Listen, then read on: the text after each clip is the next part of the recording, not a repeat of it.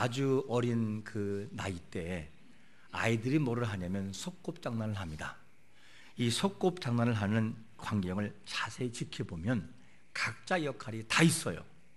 그런데 그 역할이 정해질 때 어떻게 정해지느냐, 어릴 때의 그 기억을 이렇게 더듬어 보니까 한 여자아이가 나타나가지고 하는 말이 뭐냐면, 너는 아빠해, 나는 엄마 할게, 너는 오빠하고 너는 동생하고 아들 돼, 이래서 다 정해줘요. 그래서 어떨 저는 아빠가 됐고 그는 아내가 되고 그는 딸이 되고 그는 아들이 되는 거죠. 그러면서 쭉 설명해줘요. 그 여자아이가 너는 아빠니까 여기 앉아있어, 밥 차려면 먹고 하고 이야기를 해. 다 알려줘요. 멘트를 이렇게 알려주고, 그 다음에 한참 놀다가 이제는 밤이니까 잠자야지, 불 꺼, 그리고 잠자라고 얘기해주고, 이렇게 해서 다 역할이 있어서 그 일을 하게 됩니다. 어린 아이인데도 불구하고 자기가 뭔가를 소유하려는 욕망이 강해요. 그런 걸 바라볼 때 어린 아이 때는 보면 역시 남자보다는 여성들이 모든 걸 지배하고자 하는 욕망이 굉장히 강합니다. 그러면 이런 욕망들이 좀 더 자라면 사라질까요? 안 사라질까요? 그대로 남아있어요. 아니, 더 강렬하게 표현됩니다. 그런데 그것이 안 보이는 것은 뭐냐면 모든 것이 포장되어 있고 가려져 있기 때문에요. 어떻게? 아니에요 하고 웃음으로 가려져 있고, 그리고 상냥함과 다정함으로 가려져 있고, 때로는 선물 공세로 모든 것을 위장해서 가려놓아요. 그런데 그 사람의 속을 다 석류를 벌리듯 벌려놓으면 모든 게 다 보이죠. 이게 뭐냐? 사람의 심리라는 거죠. 여러분, 이 사람의 심리와 사람의 욕망은 쉽게 사라지지가 않아요. 그런데 이 욕망들이 있을 때 세상의 욕망들을 그대로 교회로 가져와서 하려고 마음을 먹으면 그때부터 문제가 생기기 시작을 합니다. 참 문제가 많이 생기죠. 그래서 교회는 오직 누구만 바라보느냐? 사람 중심의 모습으로 모이는 교회가 아니라 사람이 모이지만 이 사람들이 하나님 중심으로 가는 것이 기본인 것을 믿으시기를 축원합니다. 그래야 교회 안에 문제가 안 생기는 거예요. 자꾸만 사람 중심으로 모이게 되고 하나님이 받아야 할 영광을 사람을 치워다보면 그 교회는 서서히 문제가 생기기 시작을 합니다. 우리 교회는 오직 구원자가 되시고 우리의 주가 되시는 예수 그리스도 한 분만이 영광을 돌리는 그런 교회 되시기를 축원합니다. 그런 교회가 돼야 맞는 것이죠. 그런데 고린도 교회 안에는 무슨 문제가 생겼을까? 예수 그리스도 한 분만이 영광을 받으시고, 그리고 모든 사람이 모였으나 색깔이 있으나 여러 모양이 있으나 그들이 하나가 돼서 하나님을 높이는 것이 중요한데, 고린도 교회 안에는 은사도 있고 많은 충만도 있었으나 흐름 자체가 잘못된 흐름으로 흘러가기 시작을 했습니다. 그 흐름이 있어서 이 갈등의 문제를 만들어 놓게 되는데, 바울이 그 고린도 교회 안에서 사역할 때 힘들어했던 내용들을 고백하고 있어요. 자, 그러면 이 교회 안에 어떤 문제가 있어서 힘들었을까? 바울은 뭐라고 말씀하고 있냐면 고린도전서 3장 1절이 보니까 이렇게 표현하고 있어요. 형제들아, 내가 신령한 자들을 대함과 같이 너희에게 말할 수 없어서 육신에 속한 자 그리스도 안에서 어린아이들 뭐 한다고요? 대함과 같이 한다. 바울은 고린도 교회 안에 들어가서 정말 성숙한 모습을 가지고 그들을 가르치고 양육하고 싶었어요. 그런데 바울이 그렇게 하지 못하고 뭐라고 하느냐? 어린아이를 대함같이 할 수밖에 없었다. 이게 바울의 표현이죠. 교회 안에는 두 종류의 사람이 존재합니다. 한 종류의 사람은 누구냐면 정말로 신앙으로 훈련되어진 신령한 자들이 함께 있고, 그리고 또 한 종류의 사람은 뭐냐면 거듭나지 못한 육신에 속한 자의 삶을 살아가는 한 부류가 있어요. 그렇게 인생들은 살아갑니다. 그런데 바울은 뭐냐면 신령한 자들, 거듭난 자들에게 강력하게 말씀을 하고 싶지만 그렇게 못한 것이 너무나 마음이 아팠어요. 왜? 그렇게 해도 이해를 못하고 받을 만한 귀가 없다 보니까 바울은 어쩔 수 없이 너희를 대할 때 뭐라고 하느냐? 어린아이를 대함같이 할 수밖에 없었다. 이것이 바울의 고백이었습니다.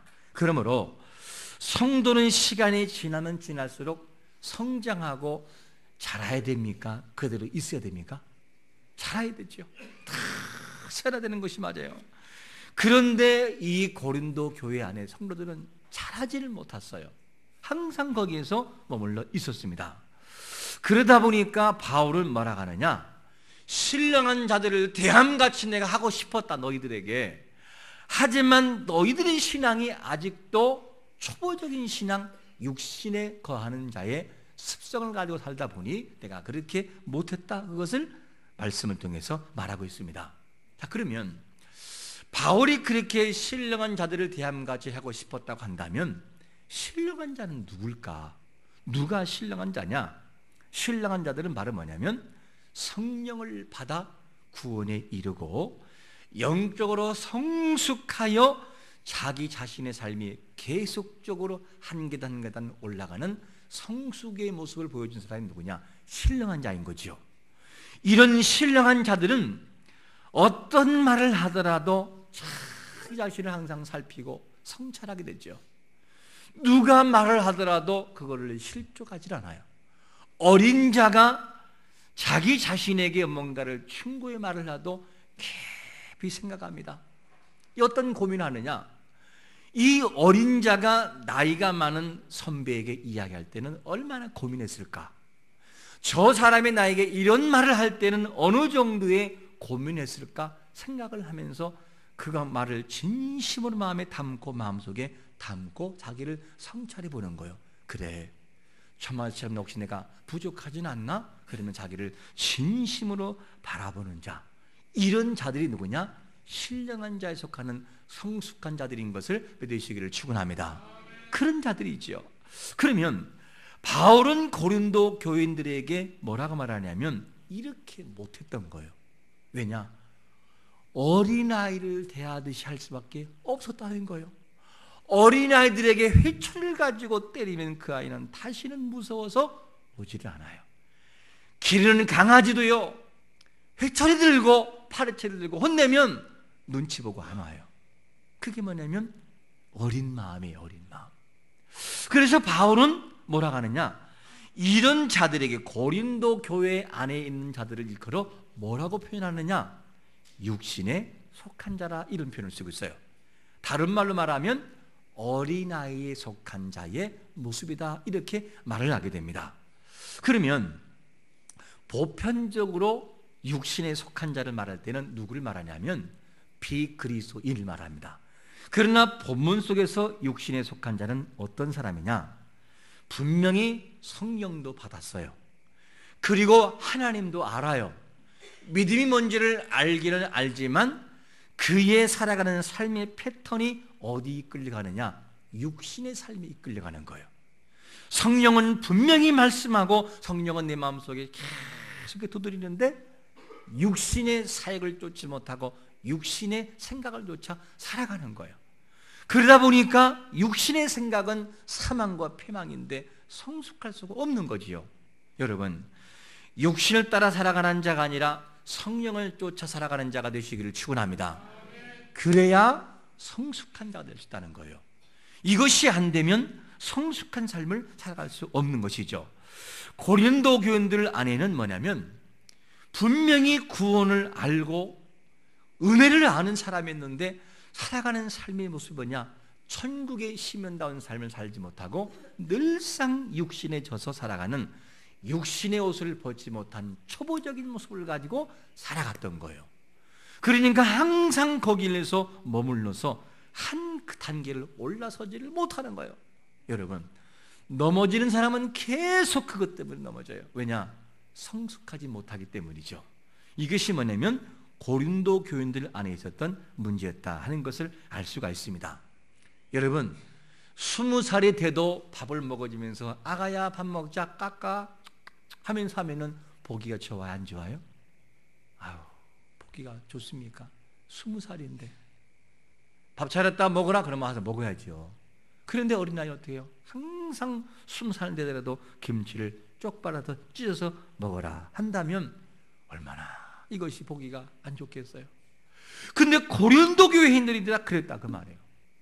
너희들이 성숙해야 되는데 성숙하지를 못하고 육신에 속한 자가 돼서 아직까지도 육신 따라 사람 중심의 모습을 살아가는 이 모습이 누구냐? 이들의 모습이었다는 것을 보여주고 있습니다. 자, 그러면 이러다 보니까 육신에 속한 자가 되다 보니까 항상 그들에게는 문제가 생겼어요. 그게 뭐냐?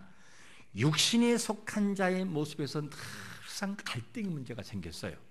자, 그러면 구체적으로 이들이 생겼던 갈등의 육신의 모습을 가지고 살아가다 보니까 어떤 문제가 생기느냐? 고린도전서 3장 3절 보니까 이렇게 말씀합니다. 같이 읽어봅니다. 시작. 너희는 아직도 육신에 속한 자로다. 너희 가운데 시기와 분쟁이 있으니 어찌 육신에 속하여 사람을 따라 행함이 아니리요. 신앙의 성숙도를 보이면서 살아간 사람은 다 분쟁도 회복으로 바뀌고 감사로 바뀌어요. 근데 육신의 틀을 벗지 못하고 육신의 삶을 살아가는 인생에게는 항상 따라오는 두 가지가 뭐냐? 시기와 분쟁이에요. 이거를 벗어날 수 없어요. 그러니까 여기에서 고린도 교인들은 은혜를 안 받은 것도 아니고 하나님을 모르는 것도 아니에요. 근데 그 속에서 뭐가 있느냐? 시기와 분쟁이 항상 그들을 따라다녔던 것을 볼 수 있습니다. 왜냐? 아직까지도 육신에 속한 자의 삶을 살아가다 보니까 그렇게 될 수밖에 없었습니다. 그런데 정말로 영적으로 성숙한 사람을 만나면 마음이 얼마나 편한지 몰라요. 이 말하면 정말 척척 알아듣고, 그래서 영적으로 기도로 정말 뛰어나고 기도를 많이 하고 성숙해지고 정말 성장을 이룬 사람과 대화를 나누면 마음이 평안해요, 불편해요? 얼마나 편한지 몰라요. 문제를 가지고 갔다가도 정말 나 죽을 것 같아요 라고 했다가도 그분과 얘기 나누면 문제가 얘기하다 보니까 솔솔솔솔 풀리기도 하고 아무것도 문제도 아니네. 그리고 저게 문제가 뭐야? 아무것도 아니네. 그리고 스스로 답을 찾고 돌아와요. 그리고 그렇게 불편했던 마음이 금방 짓고 싶었던 마음이 아우 살아야 되겠네. 이러면 안 되지. 그리고 결단을 내리게 만들어요. 왜냐? 신령한 성령의 사람은 그런 능력이 있어요. 그런 사람 앞에 가면 머리를 숙일 수밖에 없고 나이의 문제가 아니고 그 나라의 문제가 아니라 그런 사람 앞에서는 저야 자연적으로 머리를 숙일 수밖에 없게 만들어 놓아버려요. 신령한 사람이니까.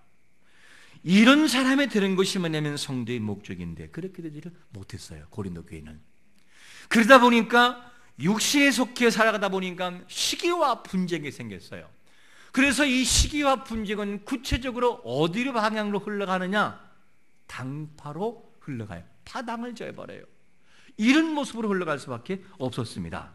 그러면 이 시기와 분쟁이 파당으로 만들어지는데 파로 만들어지는데 고린도전서 1장 근거를 볼 때 이 파는 어떤 파로 흘러가느냐? 네 파로 흘러가지요. 무슨 파로 흘러가죠? 바울파, 그 다음에 아볼로파, 그 다음에 게바파, 그리고 그리스도파 이렇게 흘러가 버려요. 그러면 이 바울파는 어떤 사람들의 중심이냐? 바울은 이방인의 사도예요. 이방인들이 정말 변화를 받아 바울을 중심으로 따라가는 그리스도인들. 그러니까 다른 사람은 없다. 바울이 최고라는 거예요. 이렇게 만들었고, 그리고 또 아볼로파. 이 아볼로파는 누구냐면 굉장히 아볼로는 학자적인 사람이에요. 많이 배우고 지식이 풍부한 사람이에요. 그러니까 이 아볼로는 설교할 때도 그렇게 했겠죠. 지식적으로. 그러니까 보편적으로 사실 저 같은 경우는 구어체로서 어려운 문제를 한 번 더 풀어버려요. 그래야 듣기가 쉬울 거 아니겠어요? 여러분, 이렇게 풀어야 이해가 쉽거든요. 그런데 이 말을 원문 그대로 말하고 영어 그대로 말하면 이 말하면은 듣는 사람은 몇 명은 들어요. 아, 유식하죠.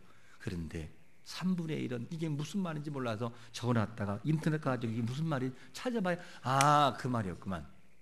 이렇게 들어야 돼요. 이게 누구냐?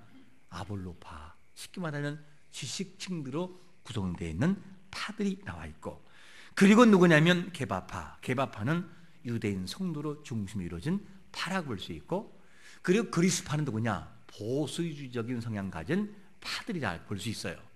이렇게 4개의 파가 있는데 오늘 본문에서는 특별히 바울파와 아볼로파의 갈등의 문제를 말하고 있습니다.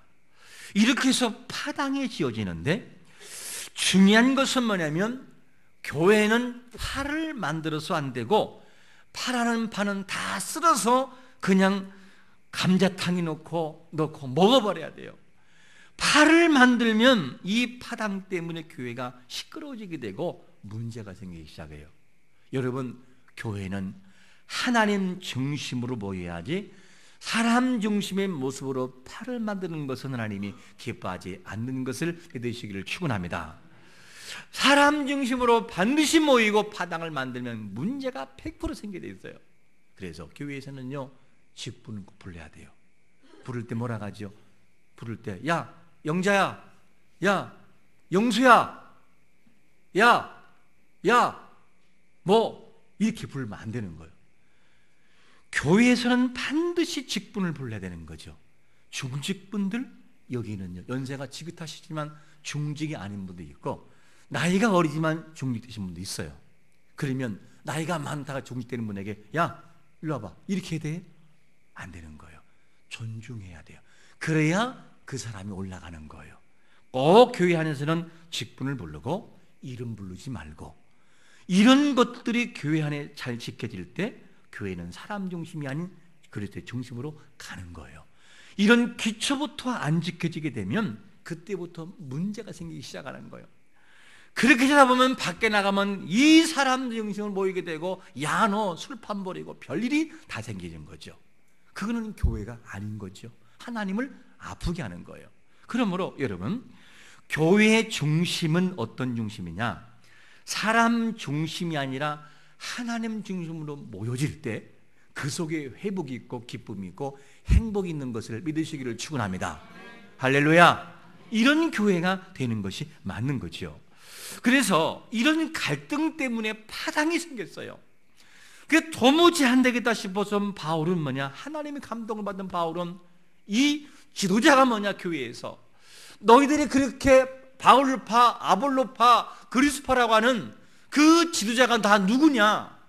하나님 앞에서 누구냐를 정확하게 답을 주고 있어요. 뭐라고 답을 주고 있냐면 고린도전서 3장 5절에 보니까 이렇게 답을 줍니다.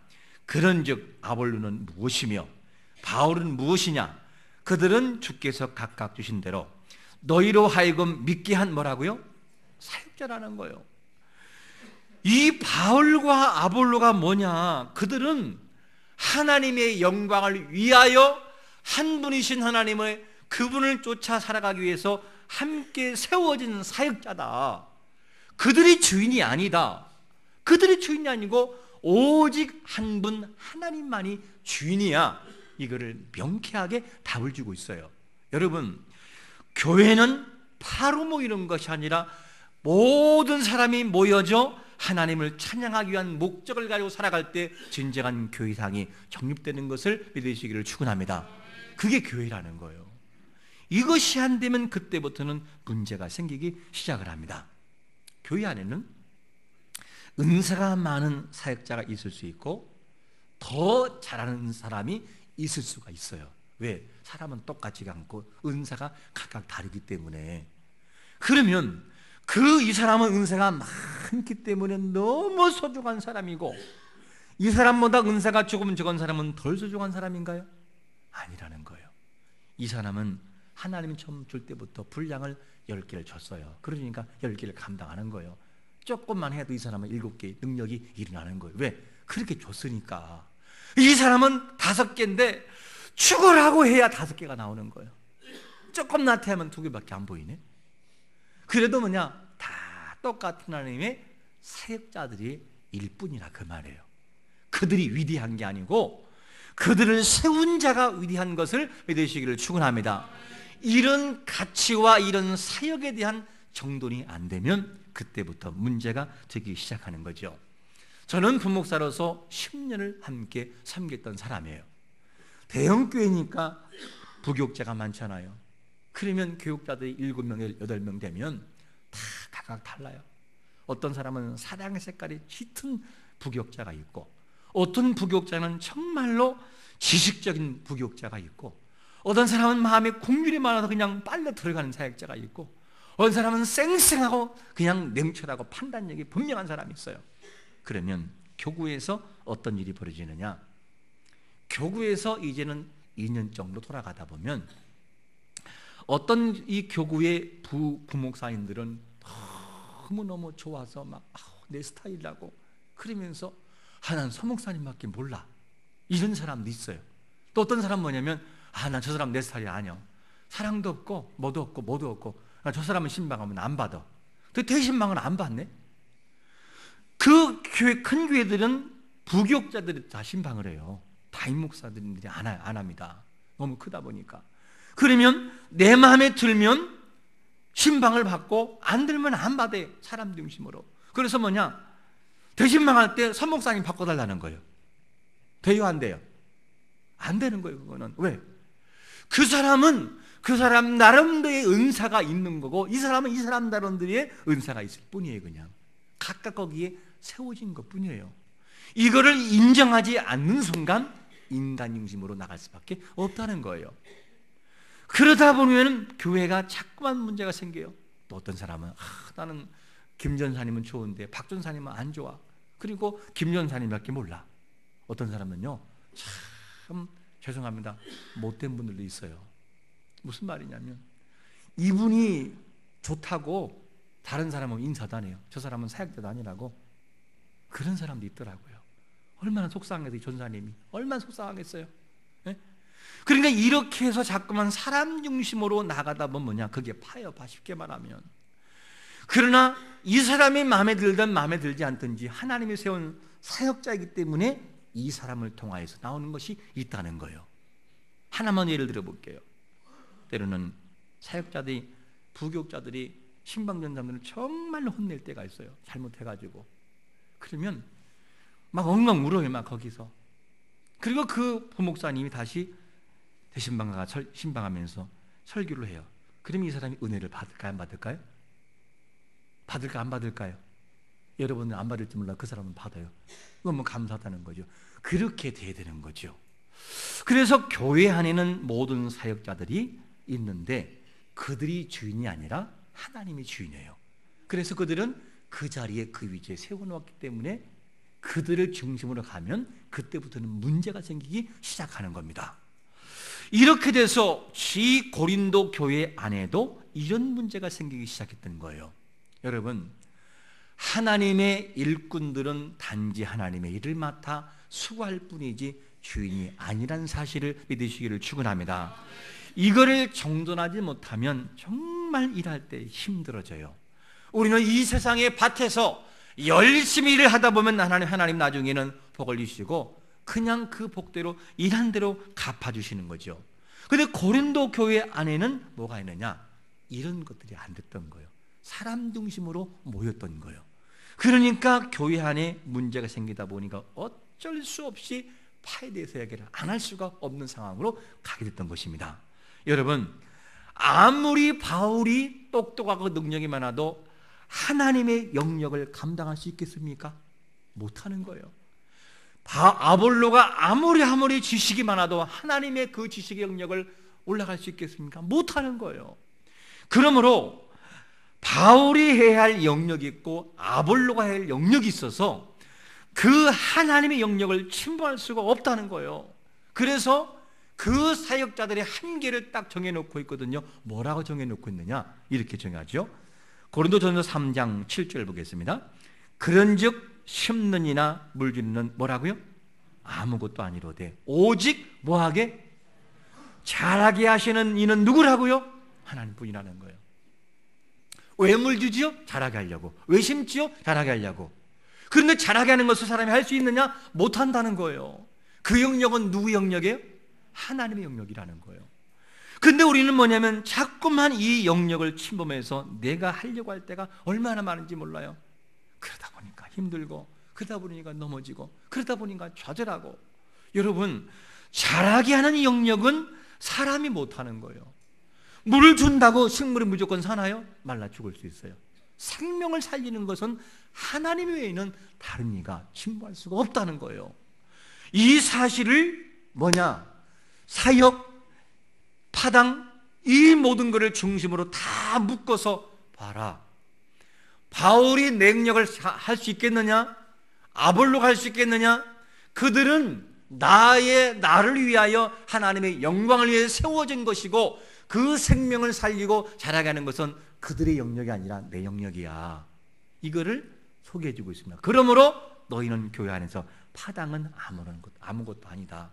그들을 믿고 의지하는 거 그거 아무것도 아니다.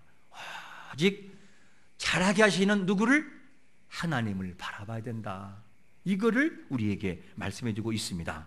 그러면 여러분, 우리가 할 수 있는 영역은 따로 있어요. 하나님 영역 따로 있고, 그러니 주님께서 하신 말씀이 뭐죠? 누가복음 12장 25절에 보니까 너희 중에 누가 염려함으로 무엇을요? 그 길을 한자나 잘할 수 있게 할 수 있어 없어요? 없다는 거예요. 안 된다는 거예요. 그 영역은 너희들 영역이 아니라는 거예요. 이것을 말씀하고 있습니다. 그러므로 하나님의 영역은 사무엘상 2장 6절부터 7절 말씀처럼 여호와는 뭐라고요? 죽이기도 하고 살리기도 하지. 그 하나님의 영역이에요. 우리 영역이 아니에요. 아무리 병원 원장이라고 할지라도 자기 자녀의 생명이 위태로운 것은 그가 어떻게 볼 수 없어요. 그러니까 뭐라 합니까? 저는 할 도리는 다 있습니다. 지금부터는 누구라고요? 신이 하실 영역입니다.